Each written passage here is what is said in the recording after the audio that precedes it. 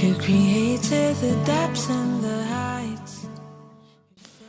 Graça e paz, irmãos, igreja do Senhor Jesus, glória a Deus por mais um dia e mais uma oportunidade que nós temos de dedicar tempo aqui à palavra de Deus. Amém? Abra, por favor, sua Bíblia. Eu vou ler alguns versículos, né? Nós estamos aqui ministrando sobre a paz e hoje eu quero meditar com vocês alguns versículos sobre a paz, no tocante a nós temos paz com os outros, a termos paz uns com os outros, nós, irmãos, e com os de fora também. Vou ler alguns versículos aqui, antes de nós ministrarmos. Marcos capítulo 9, versículo 50, Romanos 12, 18, Marcos capítulo 5, versículo 9. Vou ler esses três versículos por enquanto.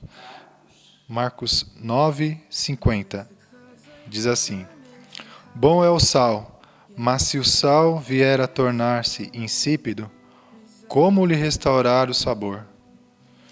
Tende sal em vós mesmos, e paz uns com os outros. Tende sal em vós mesmos, e paz uns com os outros. Romanos 12, 18. Se possível, quanto depender de vós, tende paz com todos os homens. Se possível, quanto depender de vós, tende paz com todos os homens. E Mateus capítulo 5, versículo 9.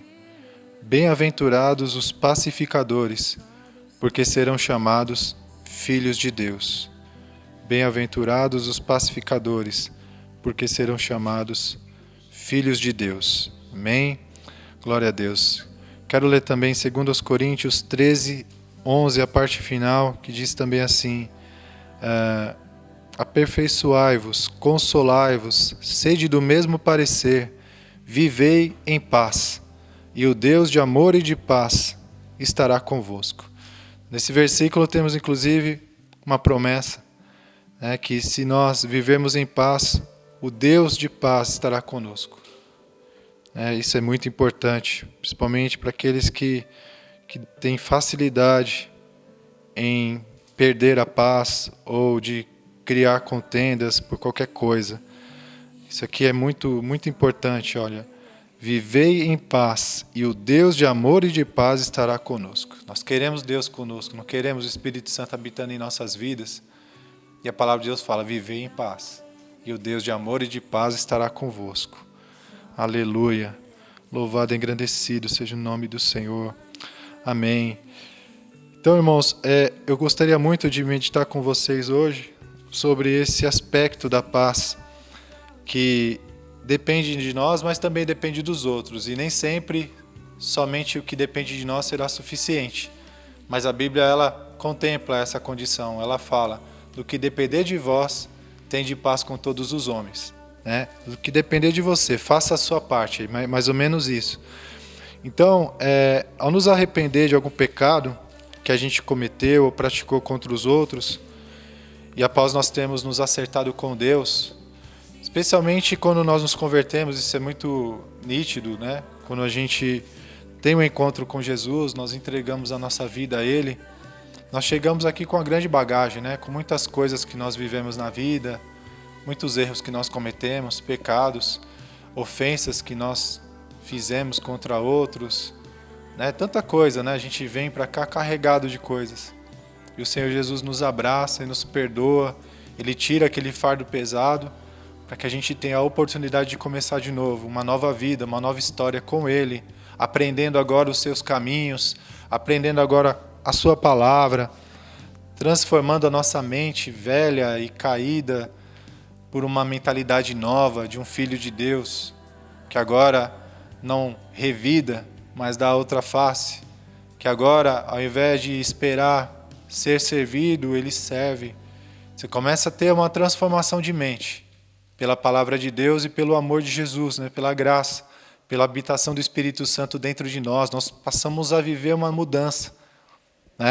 E isso é maravilhoso, isso é libertador. Nós sentimos aquela paz que vem de Deus, perdoando os nossos pecados, aquele caminhão de pecados que a gente traz quando a gente vem para a presença dEle. Mas tem algo importante nas nossas vidas, irmãos, e que a palavra de Deus também nos ensina, é que uma vez que a gente recebeu esse perdão de Deus, nós precisamos estar com o coração sensível à voz do Espírito Santo para acertarmos algumas coisas do passado com pessoas que nós machucamos, pessoas que nós ofendemos. E isso é libertador também. Isso faz parte dessa libertação total que nós temos ali na palavra de Deus, que diz que se o Filho vos libertar, verdadeiramente sereis livres. Conhecereis a verdade e a verdade vos libertará. Então, com Jesus na sua vida, você então tem agora um novo coração. E esse novo coração agora, ele às vezes precisa revisitar alguns lugares onde você passou, que você tinha um coração de pedra, que você tinha uma mentalidade velha, uma mentalidade carnal, e por isso você fez o que fez. Mas agora em Cristo Jesus, o Senhor ele pode nos levar a situações e a acertos, onde não será fácil, porque às vezes a gente vai ter que lutar contra o nosso orgulho, ou mexer com feridas que estão boas ali, quietinhas, mas feridas que nos limitam a viver o máximo, a plenitude daquilo que Deus tem para você e para mim nessa terra. Então, é muito importante nós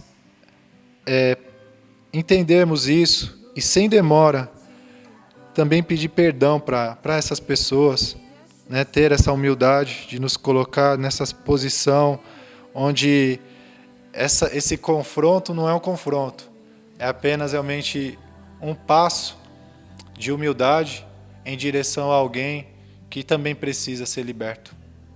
Alguém que pode estar preso por causa de uma atitude sua, pode estar aprisionado em algum lugar na sua alma por causa de uma ferida que você causou. Então o Senhor ele nos chama para sermos os pacificadores, para levar paz, não levar raiva, levar desunião, mas levar paz.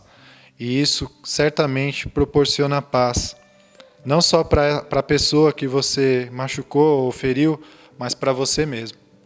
Em nome de Jesus. Então, sem demora, nós devemos também ter essa humildade diante daqueles a quem nós maltratamos, ao reconhecer os nossos erros, sem procurar apresentar justificativas próprias.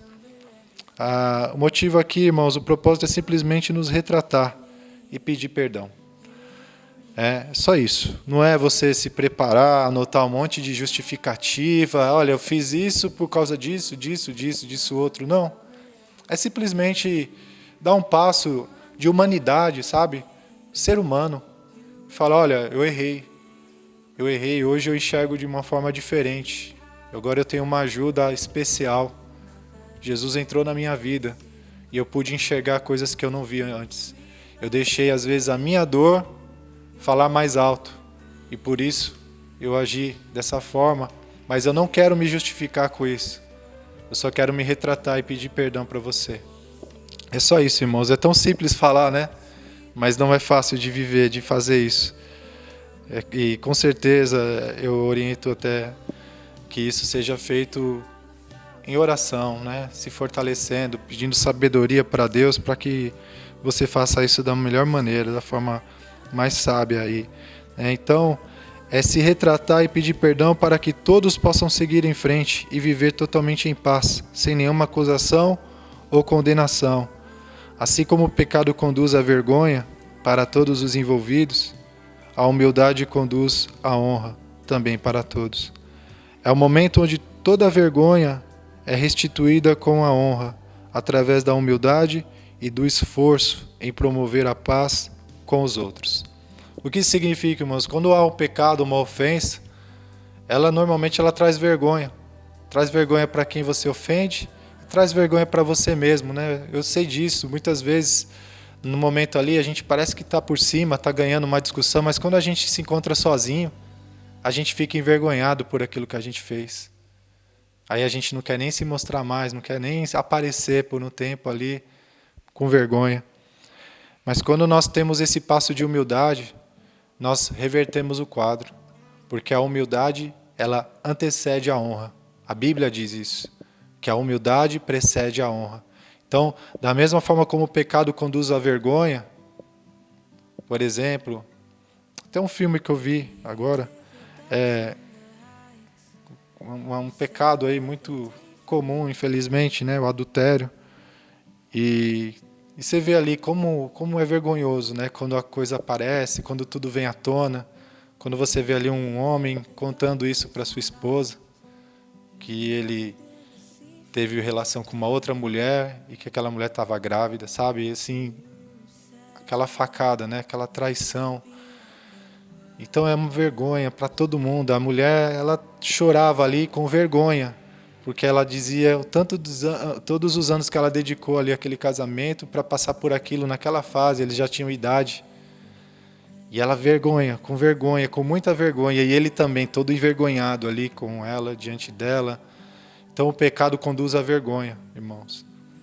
Mas a humildade, o perdão, a retratação conduz à honra. Né? Tempos depois, esse mesmo homem, a mulher que tinha gerado uma filha para ele, faleceu no momento do parto. Ele com o bebê nos braços.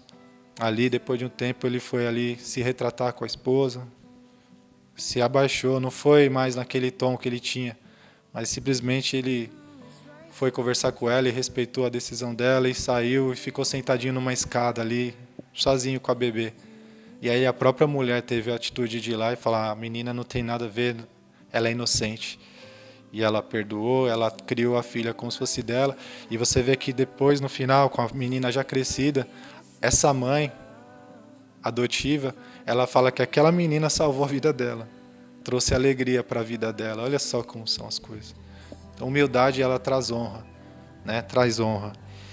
Então, irmãos, abra sua Bíblia, Mateus capítulo 5, versículo 23 ao 28. A palavra de Deus, ela contempla tudo, irmãos, nas nossas vidas. Às vezes a gente tem a tendência de fugir de alguns textos, né? Mas a palavra de Deus, ela é vida. Ela traz cura, traz libertação para nós. Por mais que doa no momento visitar algumas feridas, é para curar que o Senhor ele nos leva a esses lugares. É para nos libertar. É para nos dar asas para voar e viver os sonhos que Ele tem para cada um de nós. Mateus capítulo 5, versículo 23 ao 26. Se, pois, ao trazeres ao altar a tua oferta, ali te lembrares de que teu irmão tem alguma coisa contra ti, deixa perante o altar a tua oferta, vai primeiro reconciliar-te com teu irmão, e então, voltando, faz a tua oferta. Entra em acordo sem demora com o teu adversário, enquanto estás com ele a caminho, para que o adversário não te entregue ao juiz, e o juiz ao oficial de justiça, e sejas recolhido à prisão. Em verdade te digo que não sairás dali enquanto não pagares o último centavo. Amém? Então, esse lugar de permanecer com ofensa, com coisas mal resolvidas, nos leva à prisão, como nós vemos esse texto. É prisão, irmãos. E fazer acordo, entrar em paz, te traz liberdade para viver, para sair. Prisão é um lugar limitado, é um lugar onde você não pode fazer muitas coisas. Você fica parado, você fica paralisado. E muitas pessoas se encontram assim hoje por causa de situações mal resolvidas, perdão que não foi liberado, perdão que não foi retratado. E aí a pessoa fica numa condição onde os anos passam e ela continua na mesma. Parece que não houve, parece que não passaram-se os anos, parece que parou no tempo. E às vezes a pessoa está vindo até na igreja, está vindo nos cultos, está louvando ao Senhor, mas a vida não sai do lugar. Talvez seja isso.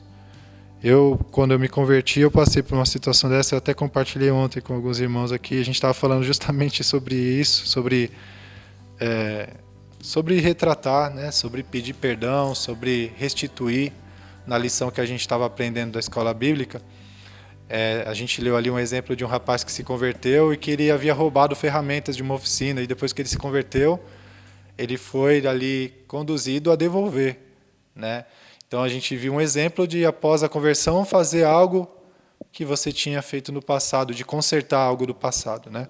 E eu passei por algo semelhante, e Deus, Espírito Santo, me lembrou de uma pessoa que eu havia machucado, que eu havia ferido muito. E eu fui ali, né, com a graça de Deus, entrei em contato com essa pessoa, mas entrei em contato nesse propósito, sabe, irmão? Só simplesmente de aparecer e de falar, de reconhecer o meu erro diante dessa pessoa.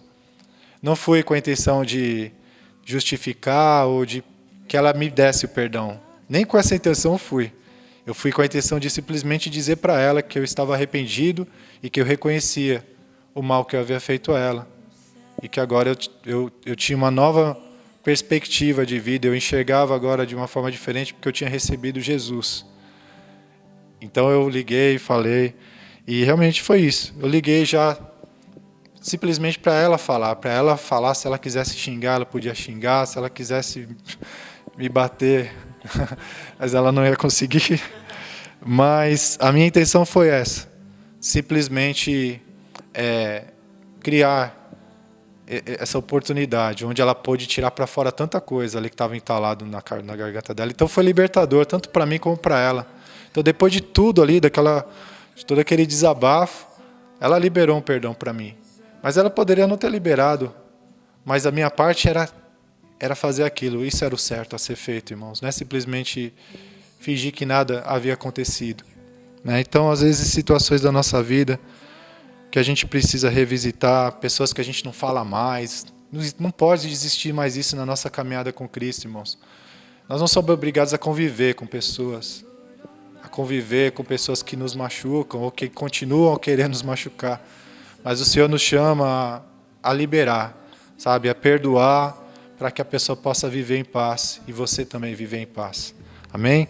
Então, tem alguns exemplos na Bíblia, para a gente concluir, que nos mostram claramente esse princípio de humildade e honra, de se retratar, de acertar as contas, de fazer pazes, de fazer acordos, para que você não seja encontrado e lançado numa prisão como consequência daquilo que você fez para alguém, até que você pague a sua dívida na prisão. Não, o Senhor ele nos chama a entrar em acordo, a procurar o seu adversário, ou aquele que você ofendeu, ou que te ofendeu, e falar, olha, fique em paz, pode seguir sua vida em paz, eu não tenho nada contra você. Só isso. Só isso. E as passagens que eu gostaria de lembrar com vocês aqui é uma onde Jacó, o filho de Israel, o filho de Isaac, Jacó, ele havia feito algo contra o seu irmão Esaú, né? Algo que para o seu irmão era imperdoável ali, né? Ele roubou ali a primogenitura dele, né? Ele se fez passar pelo irmão e recebeu do pai ali a bênção que era reservada a Esaú. E aí ele ficou com ódio de morte mesmo. Ele queria matar o irmão e ele estava pensando em fazer isso assim que os seus pais partissem, né? Ele pensava em matar o irmão. Então Jacó ele fugiu, né? A mãe ali preparou uma estratégia, ele fugiu e tudo mais. Mas lá no capítulo 32, já quando se passaram muitos anos, quando Jacó já tinha sua família, já tinha vivido uma história lá no lugar onde ele foi enviado com o tio, nós vemos então que Deus fala com Jacó, que era a hora dele voltar e encarar o irmão, de resolver aquela história, de acertar as pontas ali. E Jacó obedeceu à voz do Senhor, ele aceitou o desafio de encarar o irmão dele, né, contra quem ele havia pecado e que queria matar ele, né? Então a imagem que ele tinha do irmão, eles nunca mais haviam se falado, era que o irmão, ele quer me matar. E ele foi então ali conduzido por Deus para voltar, para encarar o irmão. E ele teve muito medo, irmãos. Ele voltou, ele começou a caminhar, mas no caminho ele estava morrendo de medo, ele estava apavorado em encontrar o irmão dele. Estava muito medo de morrer. E de que o irmão dele fizesse mal para a família dele também. Agora não era ele sozinho, ele tinha um monte de filho, um monte de coisa ali, de bens. E ele estava no caminho com muito medo, ele orou a Deus, pedindo que o Senhor desse livramento, porque ele estava simplesmente obedecendo à voz dele. Por isso que eu falei, né, faça isso com oração, ore ao Senhor, né, até que você tenha paz para fazer aquilo realmente que tem que ser feito, com sabedoria, com estratégia. Então ele pediu, né, ali com muita angústia, ele clamava a Deus para que Deus desse livramento. E Deus foi dando estratégia para ele, né? Ele já foi enviando presentes, né? E a Bíblia fala, né, Provérbios 18:16, o presente que o homem faz, alarga-lhe o caminho e leva-o perante os grandes. Então, o Jacó começou já a preparar. Então ele obedeceu ao Senhor e começou já a utilizar-se de estratégia. Ele começou a enviar presentes na frente ali e tudo mais. Mas nós vamos ver que não foram esses presentes que fizeram a diferença, né? Talvez tenha ajudado um pouco, não sei. Mas o que aconteceu foi que Jacó ele se viu ali numa situação de total dependência de Deus. Ele não sabia o que ia acontecer com ele. Ele estava simplesmente obedecendo a Deus. E a voz do Senhor aqui para ele era o quê? Retrate-se com o seu irmão. Acerte as contas com o seu irmão. Faça as pazes com o seu irmão. Igual nós estamos ministrando aqui, em relação à nossa vida, em relação àquilo que nós temos de pendências do passado. Chega uma hora que a gente tem que encarar, irmão, se a gente quer viver um novo tempo. E foi o que Jacó viveu. Por ele ter obedecido à voz do Senhor. Se vocês não sabiam, esse é o contexto daquela famosa passagem onde Jacó ele luta contra o anjo. Foi nesse caminho que ele encontrou essa experiência surreal, essa experiência única na vida dele, que o levou a um novo patamar da sua vida. Ele foi chamado por um novo nome. Ele foi chamado a viver uma nova etapa da sua vida, onde ele não seria mais chamado Jacó, mas sim Israel. Ele seria príncipe. Então olha só, irmãos, às vezes quantas coisas boas nós temos evitado de viver por estarmos ainda presos a situações do passado, a mágoas, a ressentimentos, a brigas, a coisas que não foram resolvidas e que nós aprendemos aqui todo domingo a perdoar. Até a oração do Pai Nosso, né, ali que a gente chama, que o Senhor nos ensinou, ele fala isso. Pai, perdoa as nossas dívidas, assim como nós perdoamos aos nossos devedores. Perdoar é rasgar a dívida. Amém? Glória a Deus. Então, nessa condição de total dependência de Deus e se sentindo totalmente impotente diante dessa situação, Jacó teve essa grande experiência, né? Essa bênção, esse encontro com Deus, onde ele teve um encontro não só com Deus, mas com a revelação da sua verdadeira identidade.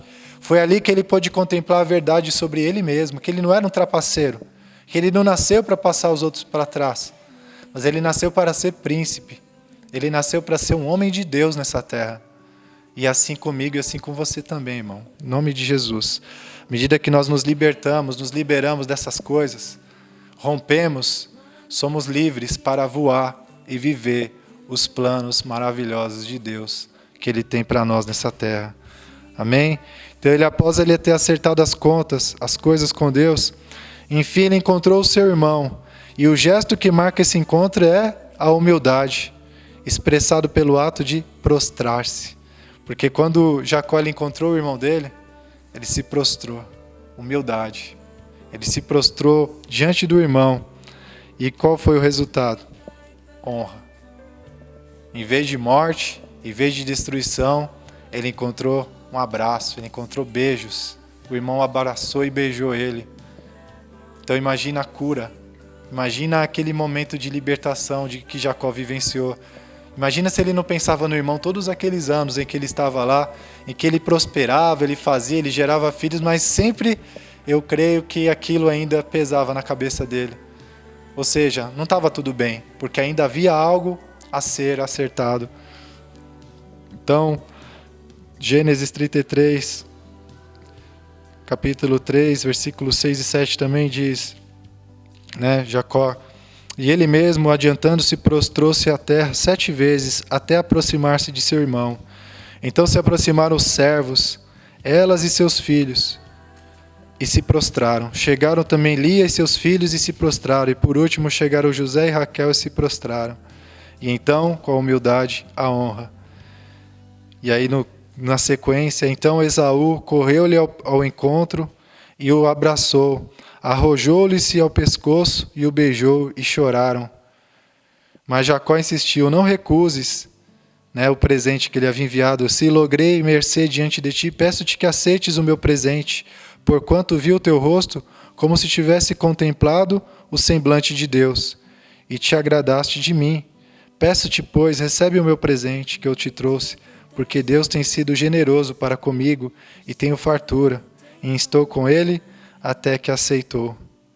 E aí, na conclusão disso, né, nós vemos Jacó voltando para a terra ali, para onde ele estava indo.